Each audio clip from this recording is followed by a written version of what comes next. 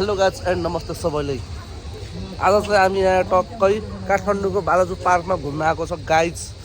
So यहाँको view चाहिँ एकदम राम्रो छ र यो मेरो भिडियोलाई चाहिँ सबैजना हेरेर लाइक कमेन्ट सब्सक्राइब सेयर गरिदिनु होला।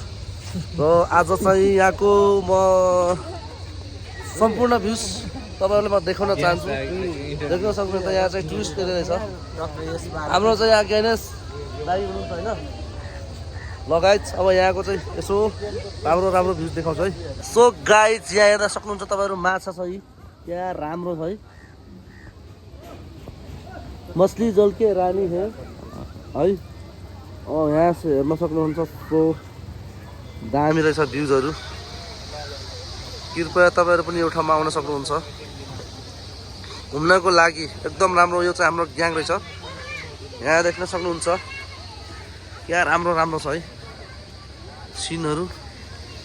सो यता चाहिँ मोटु पट्लु छ मोटु पट्लु। सो यताको भ्यूज एकदम राम्रो छ है। गाई यहाँ हेर्न सक्नुहुन्छ माछा चाहिँ खतरनाक छन्। आहा हा यो सेतो माछा छ पानीमा के राम्रो राम्रो माछा छन् है। यता चाहिँ पब्लिक प्लेस। तो गाइज हामी चाहिँ घुम्दै भन्दा चिल पारामा छ गाइज। यहाँ हाम्रो ग्याङहरू छन् होइन। टक्कै ओ गेनेश दाइको फेरि हाँसो चाहिँ खत्रै हो।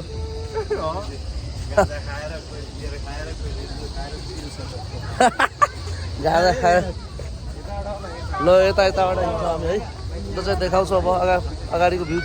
सो गाइज यस्तो दामी रहेछ यहाँको ठाउँहरू है। गोपाल भाइ यहाँ त एकचोटि ओ गोपाल भाइ ल लजाउँछ यार। ल भाइ हेलो के छ ठिक छ।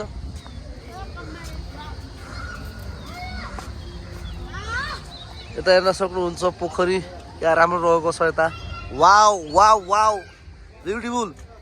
ल यताको भ्यूज पनि क्या बवाल रहेछ। यता मिलाएको रहेछ डेकोरेसन जस्तो। ओहो क्या दामी रहेछ यार। आमा आमा कसम यार।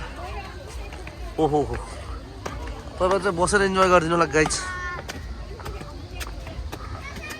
दादा कुन पोखरी हो? 22 दाडा। यो चाहिँ 22 दाडा पोखरी रहेछ गाइज। रमाइलो रहेछ। यो मोबाइल चाहिँ वाटरप्रुफ रहेछ खसे पनि केही फरकै पर्दैन यार। गेनेश दाइ भ्यूज राम्रो आइरहेछ यता।